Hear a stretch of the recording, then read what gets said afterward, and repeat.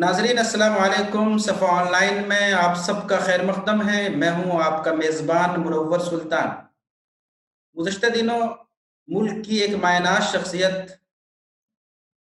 अमीर शरीयत और पर्सनल लॉ बोर्ड के जनरल सेक्रेटरी हज़रत मौलाना सैयद मोहम्मद वली रहमानी साहब का इंतकाल हुआ। इंतकाल के बाद जाने वाली शख्सियत को याद करना, उनकी खूबियों का तज़किरा करना दीनी ज़िम्मेदारी भी है, मिल्ली तकाज़ा भी है और एहसान शनासी भी है।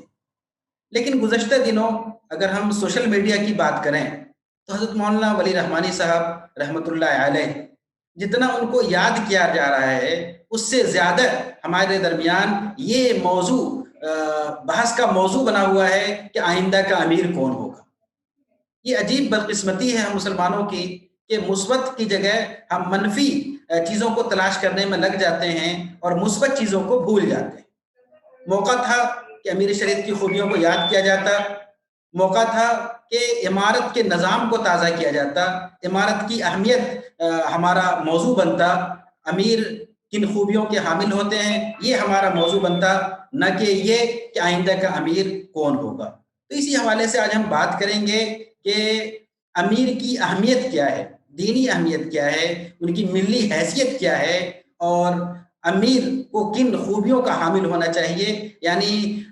किन शराइत के साथ अमीर का इंतखाब किया जाता है, इंतखाब का निज़ाम क्या होता है। इन तमाम मौज़ूआत पे बात करेंगे और हमारे साथ इंतहाई अहम मेहमान, एक ऐसी शख्सियत जिन्होंने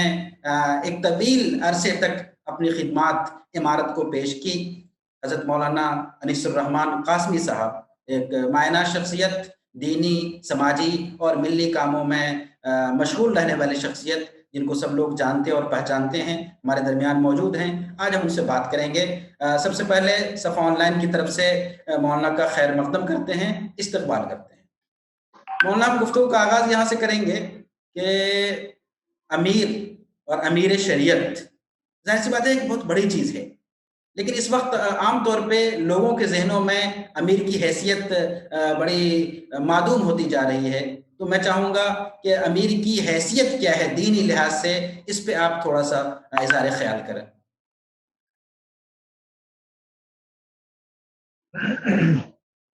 बहुत ही अच्छा सवाल किया आपने। और ये हमारे दीन की एक बड़ी बुनियादी चीज़ है जिसके मुतालिक आज हम लोग गुफ्तगू कर रहे हैं। इसलिए कि हमारे यहाँ शरीयत की जो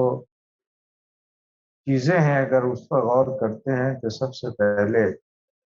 कुरान करीम की वो आयत आती है जिसमें अल्लाह जल्ल शानहू ने फरमाया है, अतीउल्लाह व अतीउर रसूल व उलिल अम्र मिनकुम। और दूसरी जगह अल्लाह ने ताकीद फरमाई है, वातसिमू बिहब्लिल्लाहि जमीअन वला तफर्रकू।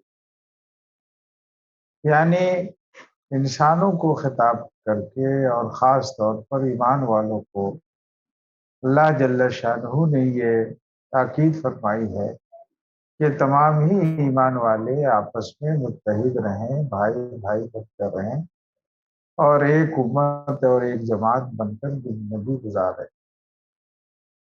लेकिन एक उम्मत और एक जमात बनने का जो तसव्वुर रसूल अकरम सल्लल्लाहु अलैहि वसल्लम ने दिया और अमली तौर पर उसको बयान फरमाया, वो जिंदगी के मुख्तलिफ मरहलों में है। जैसे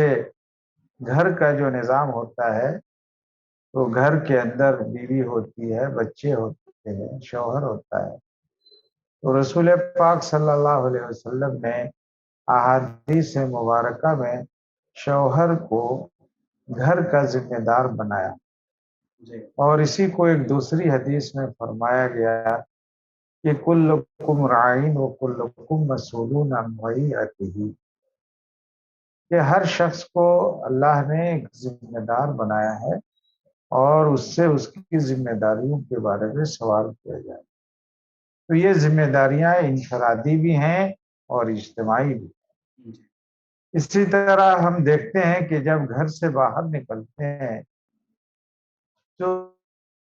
5 वक्तों में अजान के जरिए جماعت کی تذکیر ہوتی ہے کہ آؤ نماز کے لیے اور باجماعت نماز ادا کرو۔ تو اذان اس بات کا علم ہونے کے باوجود کہ نماز 5 وقت فرض ہے اور نمازوں کے اوقات بھی متعین ہیں، جماعت کے ساتھ نماز کی ادائیگی کے لیے اذان دی جاتی ہے، اور یہ اذان گویا کہ تذکیر ہے کہ ہم لوگ ایک امام کی اقتداء میں اپنی نماز بھی پوری کریں۔ اسی لیے جتنے بھی فقہ کی مشہور متداول مسالک ہیں ان میں جماعت کی اہمیت کو غیر معمولی طور پر واضح کیا گیا، اور عوام کے صفات کو واضح کیا گیا کہ امام کیسا ہو تو ورع اور تقوی میں اپنے مقتدیوں کے درمیان ممتاز ہو، عالم ہو، اقرا ہو، جو قرآن کو بہتر سمجھتا ہو، قرآن کو بہتر طور پر تلاوت کرتا ہو، تو تقوی اور طہارت کے ساتھ ساتھ وہ علم اور تزکیے اور قرآن کی تلاوت میں بھی بہتری مطلوب ہے نماز کی امامت کے لیے۔ نماز سے جب اور آگے پڑھتے ہیں جس میں پوری امت کی اجتماعیت کا معاملہ آتا ہے، تو اس سے بھی پہلے رسول پاک صلی اللہ علیہ وسلم نے اس بات کی تاکید فرمائی ہے کہ جب گھر میں رہتے ہو تو ایک متحدہ خاندان ہوتا ہے، اگر تم باہر جاؤ، سفر کرو،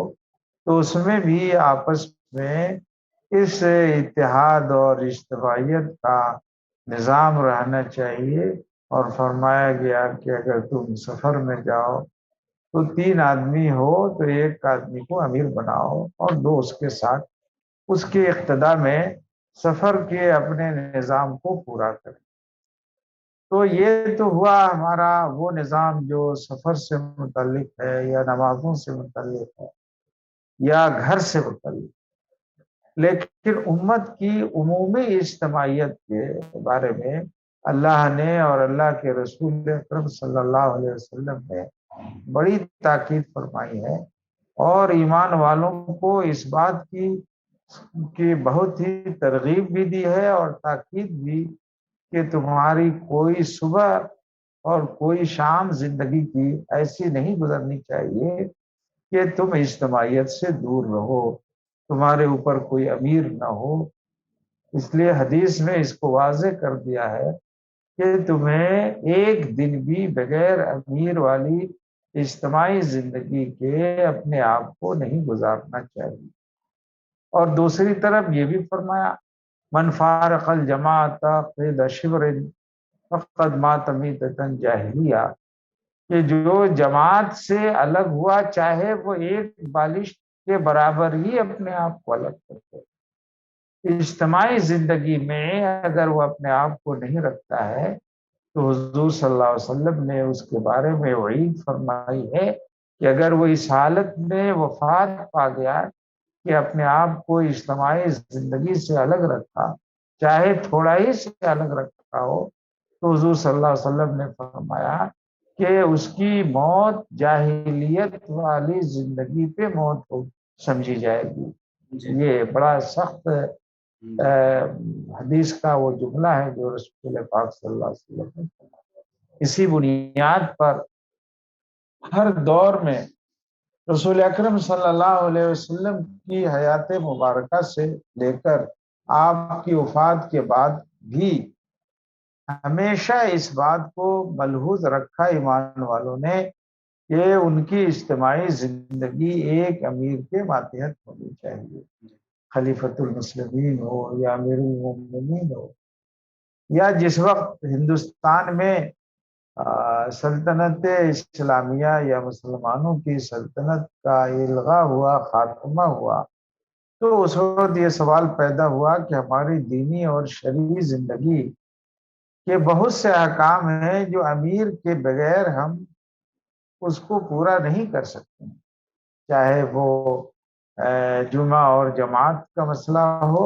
یا فسخ و تفریق کا مسئلہ ہو یا شریعت کے اور بھی جو احکام ہیں۔ تو اس طرح ہم دیکھتے ہیں کہ شریعت کی تاکید اتنی زیادہ ہے کہ امیر کی اطاعت میں زندگی گزارنا ہمارے لیے ضروری ہے۔ ہندوستان میں جب آزادی کی تحریک چل رہی تھی تو اس وقت ہمارے علماء نے اس بات کو شدت سے محسوس کیا کہ ہم بغیر امیر اور امام کے یہاں زندگی گزار رہے ہیں۔ اس لیے اس وقت کے اکابر علماء نے، جس میں حضرت شیخ الہند بھی تھے، مفتی کفایت اللہ، ان کی جو شاگردوں کی جماعت تھی، سب نے اس بات پر متفقہ عہد کیا کہ یہاں مسلمانوں کا امیر ہونا چاہیے، اور یہاں تک کہ حضرت شیخ الہند نے فرمایا جب وہ بستر علالت پر تھے کہ میری چارپائی لے چلو اور کسی بھی ایک شخص کے اوپر تم لوگ متحد ہو جاؤ، مجتمع ہو جاؤ، اور میں خود اس کے ہاتھ پر سماعت کی بیعت کروں گا، اس کی سماعت کا اقرار کروں۔ لیکن بہرحال مقدرات ہوتے ہیں، جب اس وقت کل ہند پیمانے پر امیر کا انتخاب نہیں ہو سکا تو حضرت مولانا ابو المحاسن محمد سجاد رحمۃ اللہ علیہ نے 1921 میں ملک کے اہم بزرگوں کی مدد سے اور خاص طور پر جمعیت علماء ہند، جس کے وہ ناظم اعلیٰ تھے، ان اکابر کی مدد سے بہار میں امارت شریعہ قائم کرنے کی تحریک فرمائی، اور 1921 میں حضرت مولانا ابوالکلام آزاد، جو اس امت کی اجتماعیت کے بڑے داعی تھے اور خود اس کی بنیاد پر ان کو امام الہند کا لقب دیا گیا، ان کی صدارت میں پٹنہ میں 19 شوال میں کو یہ جلسہ ہوا۔ جون کا مہینہ تھا، عیسوی سن کے حساب سے 1921 ماہ جون کی 26 تاریخ تھی، جس میں یہ انتخاب ہوا، اور سب سے پہلے حضرت مولانا شاہ بدر الدین صاحب رحمہ اللہ، جو بڑے عالم تھے،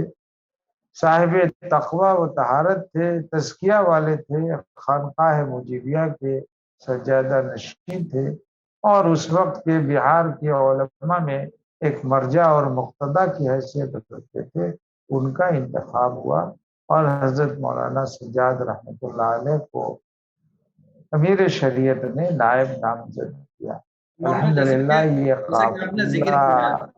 مولانا جیسا کہ آپ نے ذکر کیا کہ احادیث میں امیر کی بڑی تاکید آئی ہے، بلکہ بڑی سخت ہدایت آئی ہے۔ میں سمجھتا ہوں کہ بہار اور جھارکھنڈ اور اڑیسہ کے لوگ خوش قسمت ہیں کہ وہ اس حدیث پر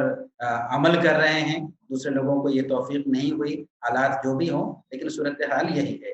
اب ہم آتے ہیں آگے، امیر کے لیے کیا شرائط ہونی چاہیے، یعنی ایک امیر کے اندر کس طرح کی خوبیاں ہونی چاہیے، اس سلسلے میں آپ کیا بتائیں؟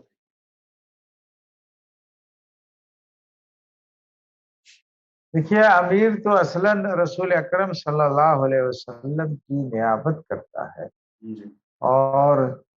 حدیث میں جو فرمایا گیا ہے کہ العلماء ورثۃ الانبیاء، ان علماء میں جو سب سے زیادہ صاحب علم ہو، جو اپنے تفقہ میں، اپنی بصیرت میں،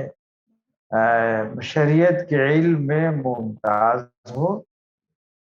صاحب تقوی ہو،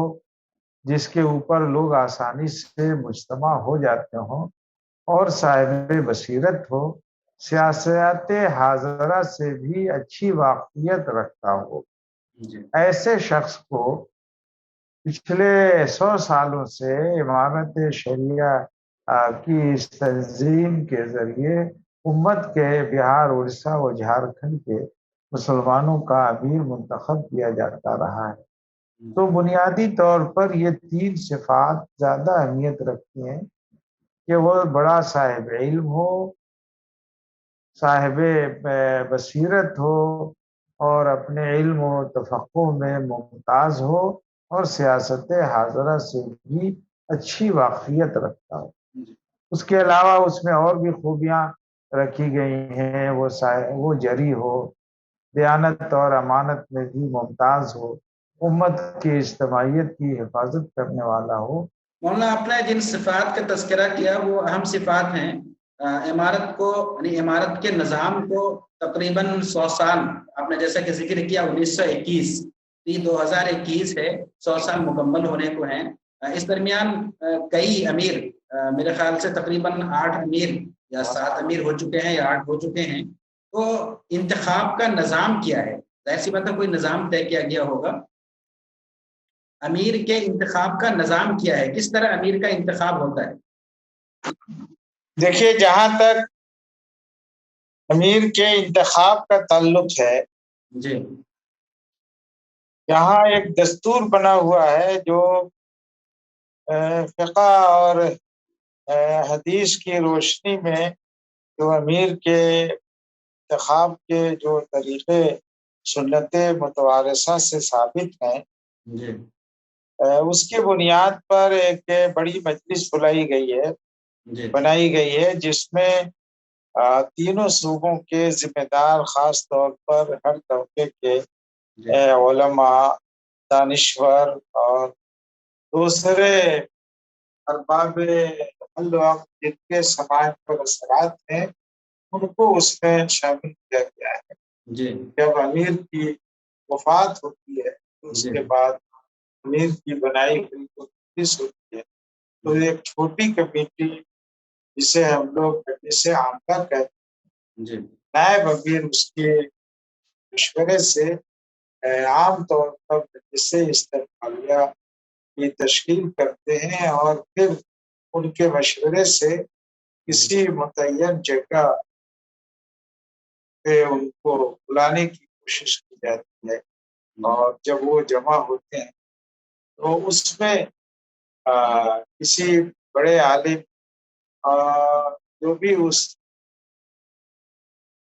3 صوبوں میں ہوتے ہیں جی ان کے بارے میں لوگ نام پیش کرتے ہیں، اور عام طور پر متفقہ انتخاب ہوتا ہے۔ اگر کبھی متفقہ انتخاب میں کمی رہ جاتی ہے تو اس کو سب کمیٹی بنا کر ان کو یہ ذمہ داری دی جاتی ہے کہ وہ آپس میں بیٹھ کر کسی ایک نام پر اتفاق کر لیں، اور پھر وہ کمیٹی سب کمیٹی کے مجمع میں آ کر جو ارباب الوقت اس میں اس اتفاق کا اعلان کرتی ہے، اور تمام ارباب الوقت اس کو منظور کر لیتے ہیں۔ اس طرح امیر شریعت کا انتخاب کیا مولانا اور جو اب تک کے آپ نے ذکر کیا ارباب حل و عقد کا، تو کیا ارباب حل و عقد کے ممبران کی تعداد متعین ہے یا برموقع اس کی فہرست بنائی جاتی ہے؟ پہلے سے تعداد جو ہے، کیونکہ امام شریعہ کا ایک دستور بن گیا ہے، اور اس دستور کی روشنی میں میری شریعت ارکان شورا سے ارباب حل و عقد فہرست بناتے ہیں تو 6 سالوں کے لیے۔ تو ابھی جو امیر شریعت گزرے ہیں سید محمد علی رحمانی رحمۃ اللہ علیہ، انہوں نے بھی اس لسٹ کو متعین دیکھ کر فائدہ کیا تھا، اور اسی کے مطابق کام ہو رہا ہے۔ تو کی تعداد 700 سے بھی زیادہ ہے۔ 700 تو اس طرح وہ ارباب حل وقت متعین ہیں، اور ان کو متعین کرنے کی وجہ سے ان کو بلانے میں آسانی ہے، اور پھر وہ اپنے اپنے علاقوں کے نمائندہ حضرات پھر وہ یہاں آتے ہیں، ان کے سامنے شخصیتیں ہوتی ہیں، ان سے اسٹیٹ میر کے طور پر خط ورنہ اب تک کی جو روایت رہی ہے، جو تاریخ رہی ہے امیر کے انتخاب کی، تو کیا کبھی ووٹنگ کا بھی کی ضرورت پڑی ہے یا اتفاق سے ہو گیا؟ کہ ماضی میں ایسا ہوتا رہا ہے کہ ایک سے زیادہ نام بھی پیش ہوئے ہیں، جی اور جب اس طرح کی بات ہوتی ہے تو جیسا کہ میں نے عرض کیا کہ کوشش یہ ہوتی ہے کہ آپس میں اتفاق ہو جائے، اس لیے اس اتفاق کو حاصل کرنے کے لیے کثرت رائے سے انتخاب کے بجائے کوشش اس بات کی ہوتی ہے یہ متفقہ انتخاب، ویسے کثرت رائے سے بھی انتخاب ہو جانے پر امیر شریعت کا انتخاب مکمل ہو جاتا، لیکن روایت یہ رہی ہے کہ ایسی صورت میں ایک سب کمیٹی بنائی جاتی ہے، اور وہ سب کمیٹی ایک سے زائد نام پر جب پیش ہوتے ہیں تو آپس میں بحث کرتے ہیں اور پھر کسی ایک نتیجے تک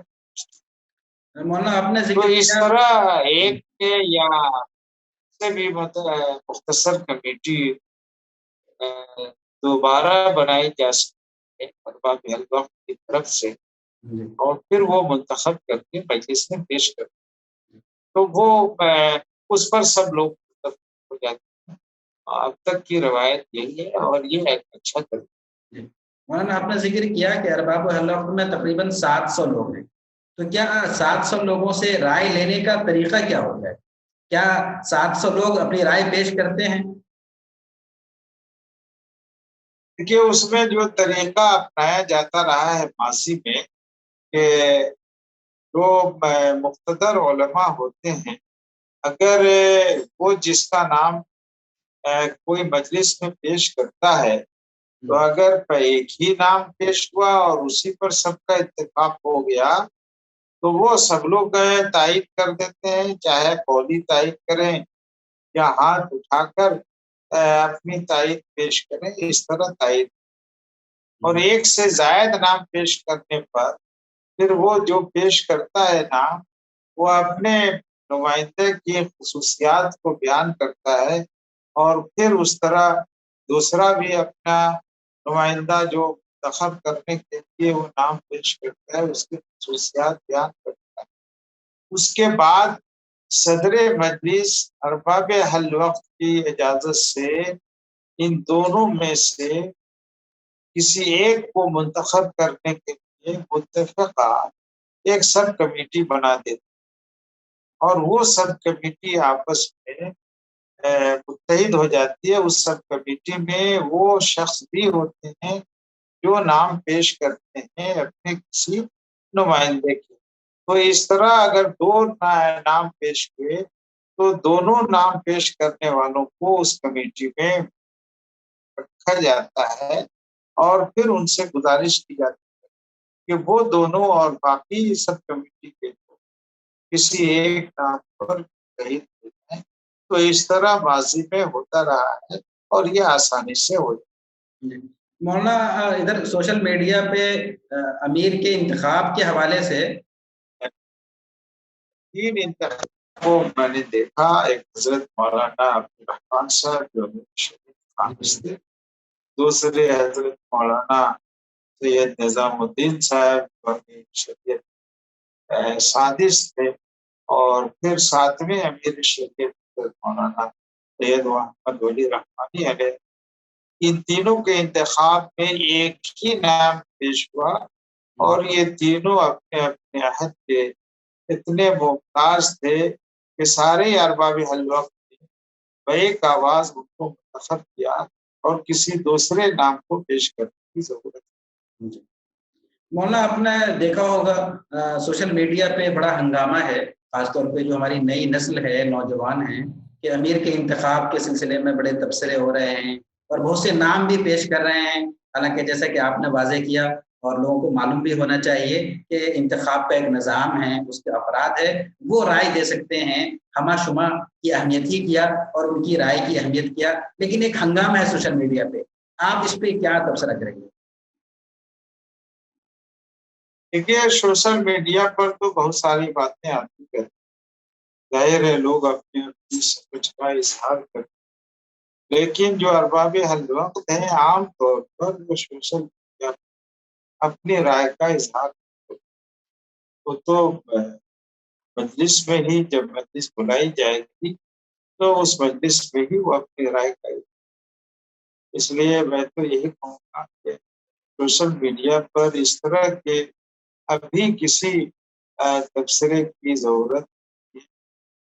مناسب نہیں ہے،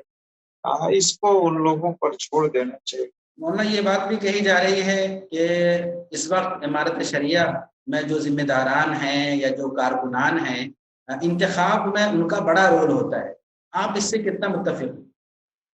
دیکھیے ہمارا شریعہ کا جو نظام ہے وہ ماضی میں آپ دیکھیں گے تو عہد بہد اس میں استحکام بھی پیدا ہوتا رہا ہے، اس کے کاموں میں اضافہ بھی. میں نے خود دیکھا 1981 سے لے کر اب تک صرف دارالخدا میں 50 سے زائد دارالخدا کا اضافہ.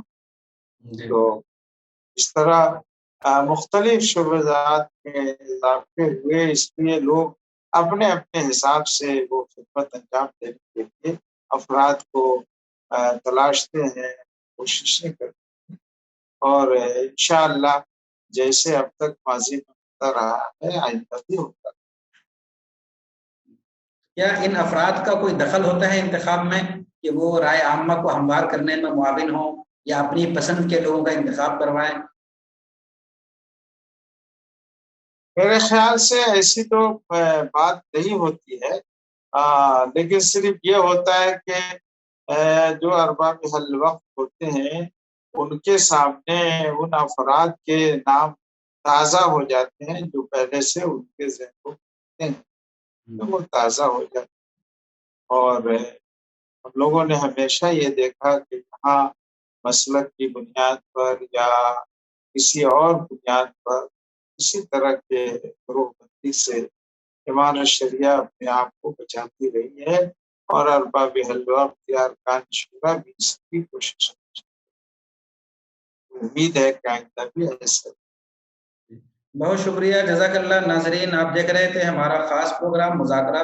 اور میرے ساتھ موجود تھے انتہائی اہم مہمان مولانا انیس الرحمان قاسمی صاحب، سابق ناظم امارت شریعہ بہار، اڑیسہ و جھارکھنڈ، جنہوں نے ایک طویل عرصے تک امارت میں خدمت انجام دی، امارت کے نو و پلک سے پوری طرح واقف ہیں. انہوں نے بڑی تفصیل کے ساتھ امارت کی اہمیت اور امیر کی صفات، ان کی خوبیوں اور انتخاب کے نظام پر بڑی تفصیلی گفتگو کی. یہ گفتگو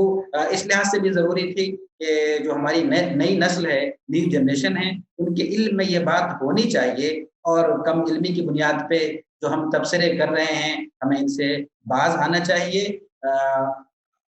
انشاءاللہ بہتر انتخاب ہوگا اور ساری چیزیں بہتر انداز میں انجام پائیں گی. افواہوں سے بچنا چاہیے اور امکانات اور اندیشے تلاش کرنے کے بجائے ہم سب کو دعا کرنی چاہیے کہ اللہ تعالیٰ اس مرحلے کو خیر و خوبی کے ساتھ انجام پہنچا دے. اسی کے ساتھ ہمیں دیجیے اجازت. بہت بہت شکریہ، جزاک اللہ.